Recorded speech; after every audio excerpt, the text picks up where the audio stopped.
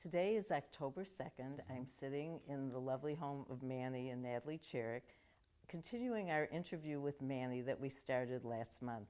And Mr. Panasonic, you told us a lot about your life, your early life, and how you got to the position that you did so that you were able to be one of our foremost philanthropists. But we really stopped talking about your business life about that time that you became involved with Panasonic.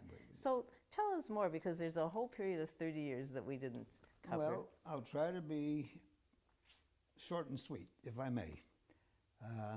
Panasonic was a new company, just came to the United States. The competition in those days was very strong because, if you recall, RCA, General Electric, big name companies, even Philco, the Ford company at one time bought out the Philco company, which many people didn't realize because it was an ongoing business, and television and radio were brand new. And in the beginning, it all started with transistor radios. Before transistor radios, they were large boom boxes with tubes. Now you had a little radio that sounded even 10 times better. Well, we had at that time a large chain here in Detroit, founded in Detroit, called the SS Kresge Company. They were a 5 and 10 cent organization, and their offices were down on 2nd Avenue, just across the street from the Masonic Temple. So one day, I got a sample from Japan of a new radio. It was a very unique looking radio. It wasn't in the shape of a radio per se, but it was in the shape of a console with so forth. And it was a little AM radio, if you understand AM, AM, FM. And it only would retail for $14.95.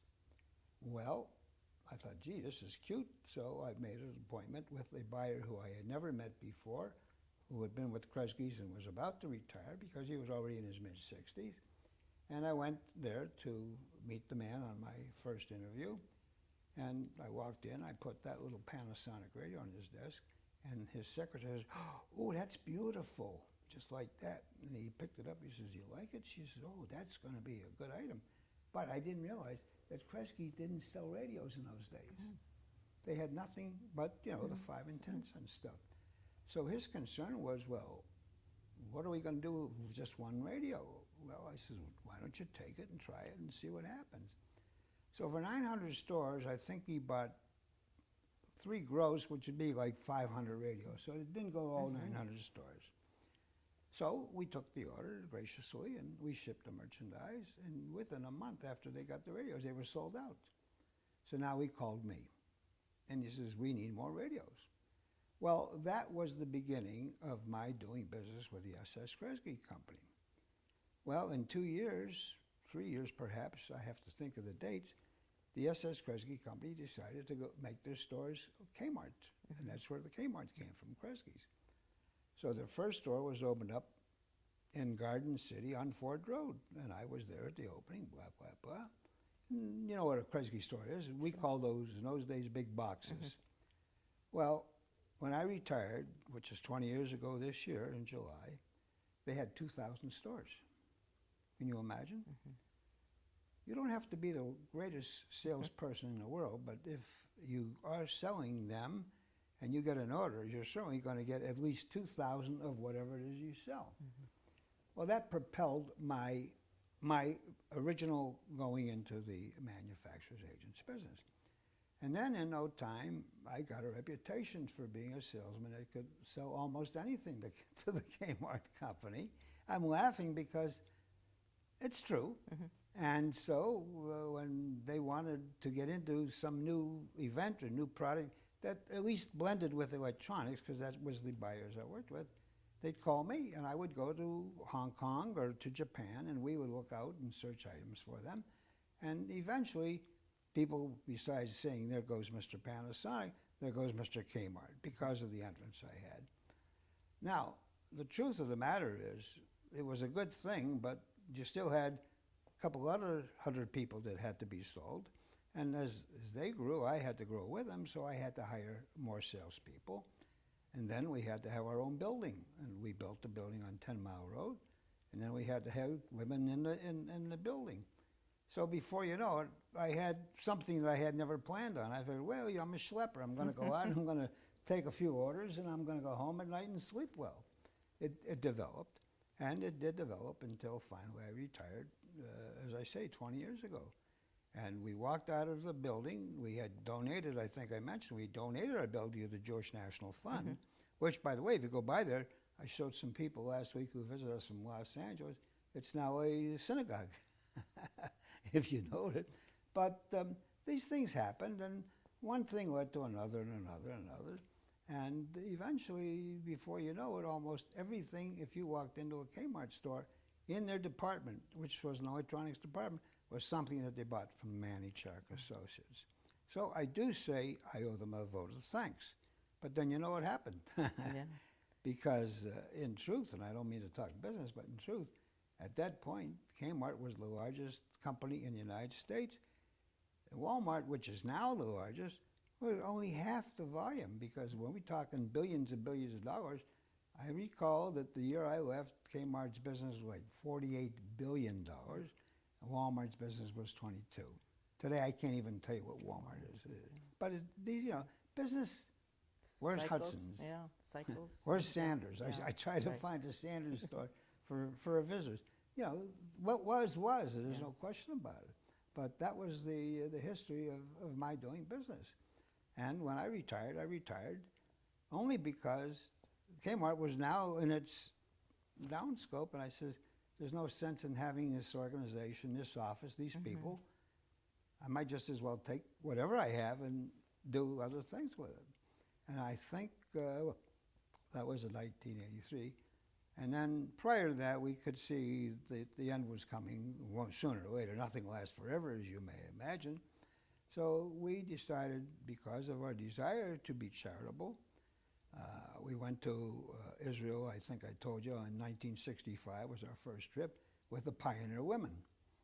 And while we were in Israel, and we were really being hosted by the Pioneer Women, Natalie made it a business. We had to go to the main offices of the JNF because she wanted to give them a check. And that was the beginning of it. And then we came back, and our accountant said, what are you doing? She says, well, we'd like to be a little bit more charitable now that we're doing well. So he says, well, the best thing that I would suggest is that you start up a foundation, a family foundation.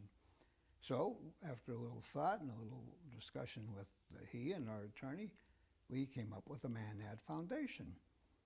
And in the last 20 years, that's all we have done. I mean, the fact that we go to work every day is not because I'm still a peddler, but we are working on various enterprises. I shouldn't say enterprise, various charities, I should say, would be better, for the giving purpose. Yes, and I'm sure you know people at Federation who will tell you that we have a few things right now that are in the fire. And as I said last time we talked, honestly, you come in here with nothing and you see what's going on, how can you take it with you? So what is philanthropy? What is philanthropy when you ask? It's giving of your time or giving of your money. And if you don't do that, why are you here? Serious.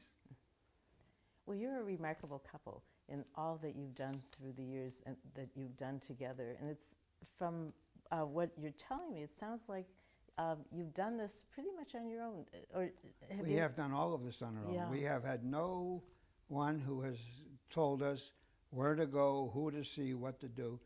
Everything is strictly based on our own feeling. Now, let's talk about philanthropy, because we're discussing philanthropy per se. At one time, we gave check here, a check there, here a check, there a check, whatever it was. I mean, nothing like some of these people who sell their businesses for $100 million, which, thank God, we didn't. But the point is, we've kind of drawn it in now. I mean, we were poor. I mean, very poor. We had 2 children. We really were out of money entirely. This is prior to my going into my own business. We had to take and give Natalie's engagement ring to the Hebrew Free Loan. And they loaned us $500. Well, $500 then was like $10,000 today. We've reciprocated. We have reciprocated because we see how many people in the city do need it. I mean, you talk about JEVS, JFS, They have vans to take people to the doctors, to shopping. We've provided, I forget, I think I gave you a note on how many vans we bought for JVS. I don't go around with a banner saying, we gave that to JVS. If they want to put your name on it, so good. Maybe all it can possibly do is say, oh, maybe I ought to do the same thing. That's what you're looking for. You want people to understand you cannot take it with you. I've tried. Doesn't work. It doesn't work. Which is why in my next life I'm coming back as a poodle in a Jewish family. Oh, good idea. Yeah, that's another old joke. But we had one for 20 years, and believe me, he lived quite well, or she did. No, but the Manad Foundation, in its own sense of doing things, has done rather well. And we are now making plans because as we get older, we know darn well we're getting closer to that particular time where we become our own poodles. So what are you going to do? You're going to put it in a box and take it with you? No, dear, no, that's for sure. I don't mean to be philosophical, but let's be pragmatic. Most people haven't reached that point yet. So tell me about your experience at Hebrew Free Loan. Hebrew Free Loan. Was that the first organized? It was, no, not the first, because when we were in Israel that first year, we were told about the fact that the Magen David Adom was in the process of building a new blood center in Ramat Gan. And there was a gentleman by the name of Handelman who came from this area, who was then the big force behind getting it done. Well, we were with Mr. and Mrs. Mames at that time, and we said, well, we'd like to be part of that. So they did have a wing, which we had bought in our name, and that was the beginning of it. And then from that point on, Janice passed away in 1989, and it was rather a shock to everybody. She was young. I contacted the people at Charach, and I said, we'd like to do something in Janice's name. So we bought a home for Charach, where it's still operating, in her name. Well, no sooner did that happen, and we said, well, why one for our daughter, and why not one for our son? So then we had two homes. I mean, it wasn't that difficult. And then, of course, then Kadima came knocking at the door, and I says, if you could do it for Charach, what about us? So we bought two Kadima homes. And it just, people hear about you. That doesn't mean that everybody that comes to you is going to be received in the best of the way. But we felt now we're trying to bring it all into a local situation because there are more, what did I read? There are like 20,000 elderly Jewish people in the city right now, if the numbers are right, who are living below the poverty level. Why should it be? I mean, there's no reason for it. Our federation has done a fantastic job, believe me, I know it. But you still have to help federation because, well, last experience, the last thing we have been involved in was this year when we did the village at Tamarack. Okay, I think that's wonderful when they see those children, and then you find out that most of them are there as a result of federation backing them. You say, well, why not help more children do that? It isn't going to break anybody, at least anybody that has the funds and ability to do it. Boy, I'm starting to sound like a Rockefeller. No, I'm getting off the track. But the truth is, that's our feeling, and I'm honest about it. I mean, you know, they say the truth is better than fiction. There you are. I mean, what we do, and we're quite pleased to do it. But back to Hebrew Free Loan, what was your experience as and my a experiences recipient? with them? Okay. As a recipient. We borrowed $500. To tell the truth, we paid the $500. And then when we started up with the Manad Foundation, which was many years later, we put them on our list. I have a list of people that we give to, and I would say proportionally most of them are Jewish. I did mention my friend Mr. McInerney. I give to his church every so often, which is a reciprocal type of thing. But let's be honest, we would send them $1,000, 1 year $1,000. Every year, once they got on the list, they were there forever. About 6 months ago, Natalie got a book, Hebrew Free Loan puts out a book. They've never bothered us. They never said we want more. And she looks and she says, oh, you're listed here as a donor under the Manad Foundation. And I think at that point they had $18,000. So I says to her, what does it have to do with 18,000? Let's make it 25. So she called a young lady at Hebrew Free Loan, and she said, if we give another 7,000, we'd like to be in this category. So now we're in the 25. Who knows? We might be in the $50,000 category, as long as we live and as long as we have the income to do it. But the Manad Foundation right now is our only source of income. Oh yeah, we're on Social Security, by the way. But we're not living in no 40,000 square foot home with a 12-car garage. We live humbly. We do as we wish, and thank God we're able to do so. But it's what's the word? Machaya. It's a machaya to write a check. Yeah. You get great pleasure Yes, seeing, we do. Yes, seeing your honestly good we do. works. But And Hebrew Free Loan has never bothered us. They've never said, how about more? Or not. They've been very nice, very gentle. Same with hospice. Look at hospice here. You know, hospice before, we didn't have a Jewish hospice. And when Rabbi Friedman came to us many, many years ago, they were building one on the Middle Belt Road. That was the Detroit or the Michigan hospice. We bought a room. And unfortunately, it pagered, if you understand what I say. So now we do that with hospice. Federation, of course, is still a recipient of a good amount of our income because of the fact that we have a foundation, an endowment, I should say, which runs the gallery, because the gallery is a nonprofit gallery. And by the way, we've had our biggest show was just this year. We had the biggest show we ever had, and probably the nicest show of all. So it took 23 years to get to this point. But we're thrilled. We're thrilled. you and Natalie have had a very special interest in the gallery. And, We do, yes. And your involvement is something I think has motivated them to continue to... We have to, because, you see, people are people. And when you work in an organization like any of the Federation organizations, because of what it is, a nonprofit organization within itself, who do you have for the most part? You have part-time people. Mm-hmm. So we have noticed 23 years is a big turnover of people. So you have a person who comes into the gallery and does a job and does a good job, and 6 months later they're gone. Mm-hmm. Why? Because they have to, economically, they have to help themselves. Mm-hmm. So if we don't take more interest in it, who's going to do it? Thank God we're there. And I keep thinking that when we're gone, then at least we can't reach up and say, let's do it. Mm-hmm. But as long as we're here, we want it to be successful. And as it grows, it is getting successful. I'll give you a good example, as a matter of fact. Just about a month ago, there was an affair at the Berman. I'm going to name names in the theater at the JCC. And they had a gentleman by the name of Charles Stroud. He's the man who did the play Annie and a few other things. It was a very unique thing because they invited 110 of these sponsors for their program there.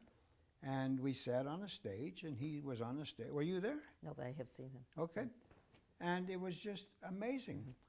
Well, then Mark Wood got up and said, when the show is over, we've kept the gallery open. We'd like people to come and see the gallery. Amazing. Natalie and I walked in just to be like more or less of a host. In a matter of 10 minutes, 3 of our paintings hanging on the wall were sold. And our director wasn't there because we don't want her to be working late at night. Mm-hmm. So we just went in just to, hello, how are you? And we knew most of the folks there. 3 of those paintings. We've had our best, as I say, our best turnout and our best showing because we were there. Mm-hmm. And that's what I'm saying. You have to have a hands-on situation. Now, I can't say that I can go to Federation and say, I want to run your Federation. I can't run JARC. I can't run the Huron Valley Hospital where we have our cancer center. But we do try to work with these people to at least make sure that everything is going well. And the compliments pay. That's enough. Mm-hmm. COVID is all I want. Is just tell me that you went to the hospital, mm-hmm. you were treated well, mm-hmm. bang, bang, bang. Mm-hmm. Same thing with the other things we do. But it's very personal because you develop relationships with people. We tried, yes. In a unique kind of way. Because a lot of times people give money and don't. I always said anybody can write a check. Right. I mean, if you write a check and think that you've saved the world, that's impossible. You have to be active to the best of your ability. You can't tell them how to do, what to do. You've given it, good, it's gone. But at least try to help them. My theory is this, and our theory, I should say our theory, please, I don't want Natalie to get mad at me.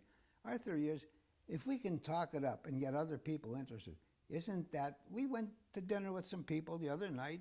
We went to their Franklin Country Club, I talked about Tamarack. And the gentleman had invited us. If he could be a member of Franklin, I think he could afford to do something for Tamarack. I think he's mildly interested because I spoke to somebody at Federation today, and he says, I'm going to give that person a call and see if something can develop. Why not? What does it cost? So tell me more about what the Tamarack experience this summer. The Tamarack experience, outstanding, outstanding. I can tell you in all sincerity, we had the ribbon cutting of the village on the 30th of June, which, as it was the day of our daughter's birthday. So that in itself, you know, we still feel very sadly about that. But as we walked from the main gate where we had parked our cars up to where the Charach village was, we could see a whole bunch of youngsters all wearing T-shirts with, you know, the name of the village on it. And they were singing, I don't even know what the song was, but it was a very bright song. And we listened, we stood there, and then of course there was a little talk from Lee Trepic, and he's great. And then of course the ribbon cutting.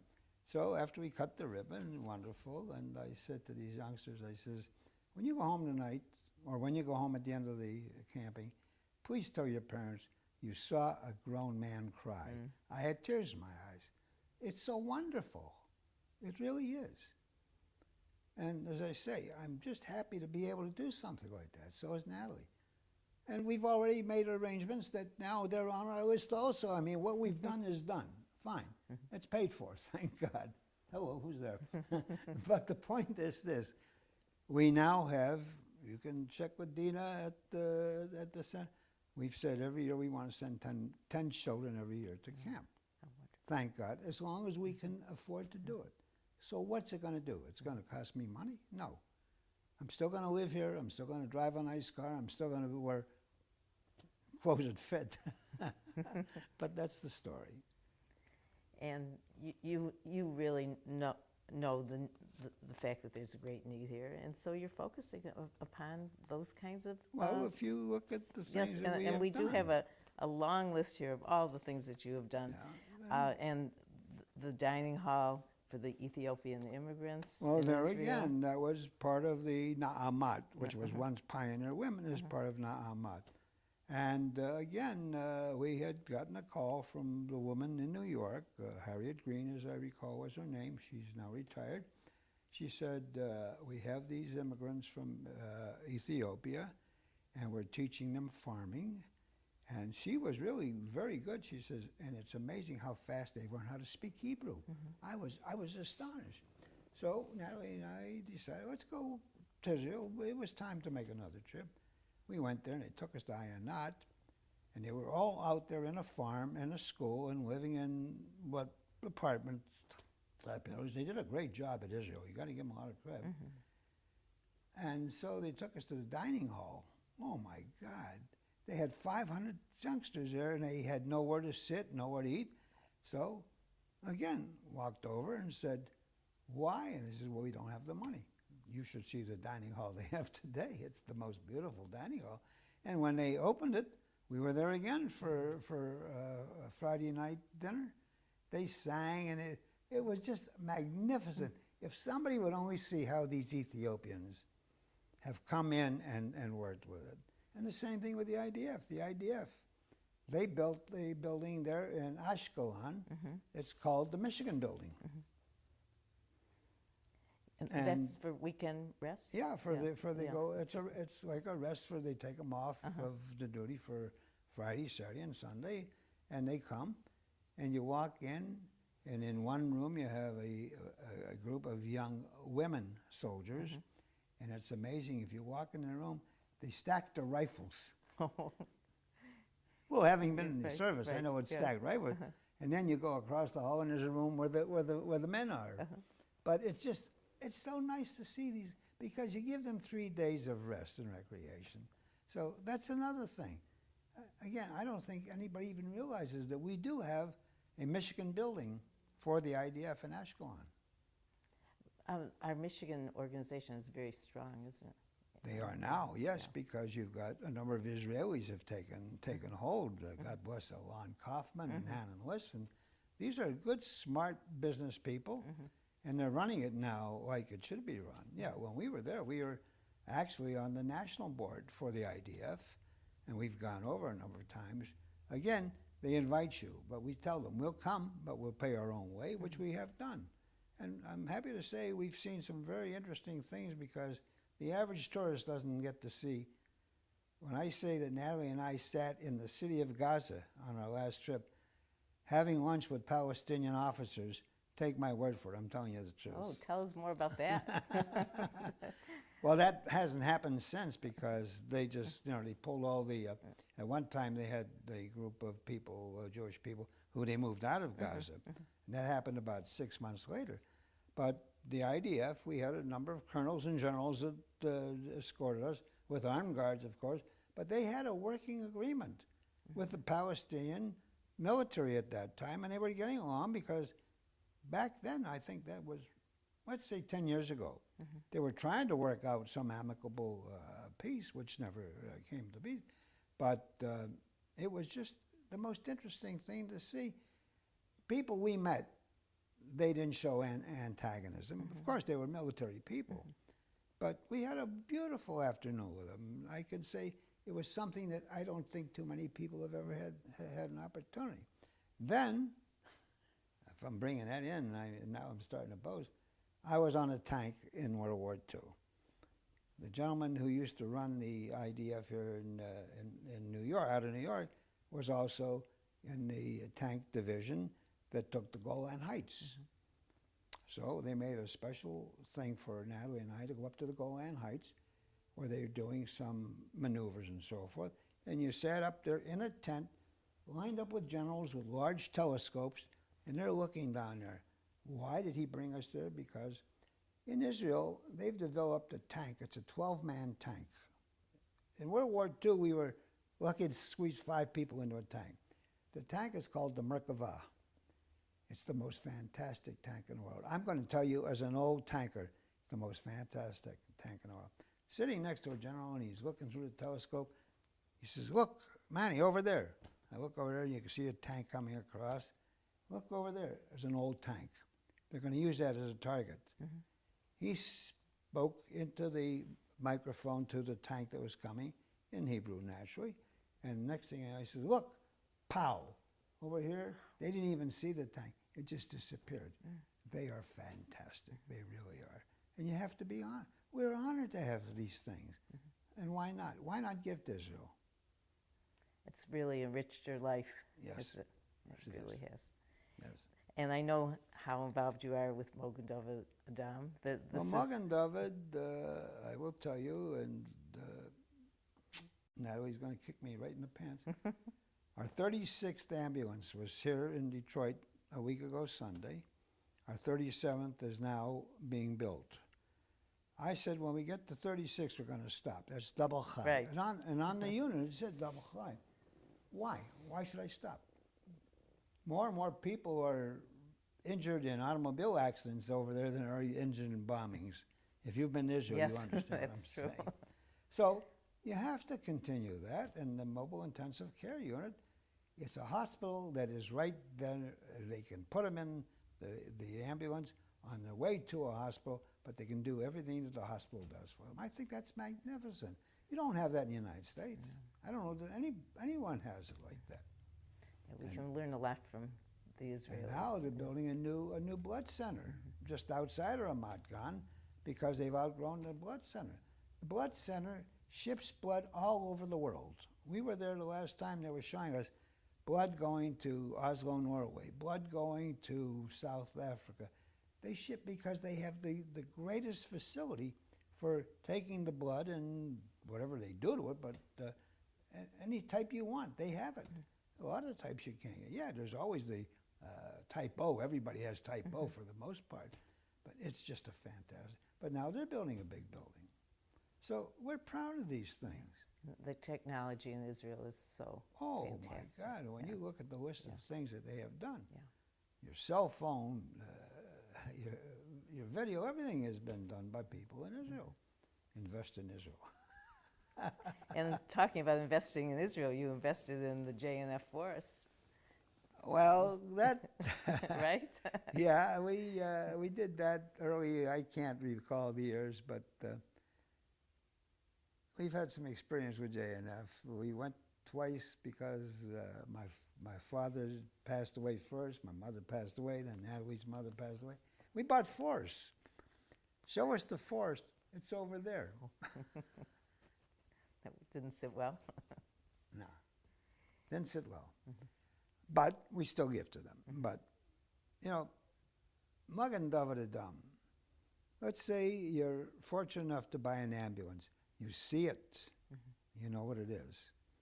Here in this area, we have the Michigan chapter.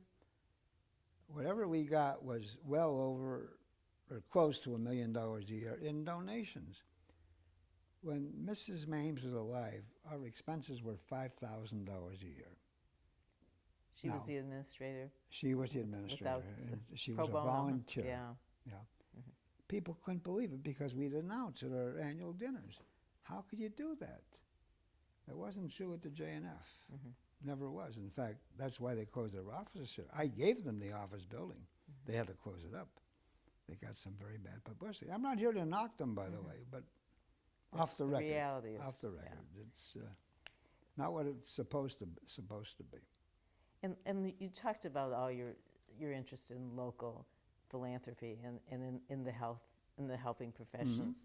And I see that you were involved with the Charach cancer treatment. Yes, That's at the Huron Valley. Yeah. And I'm happy to say we now have a new president, and God bless him, he's from Israel. Oh. Yeah. And he's going to work very closely with trying to take some of the things that were originally, maybe I shouldn't say this, Sinai Hospital has a lot of things which were donated by Jewish people.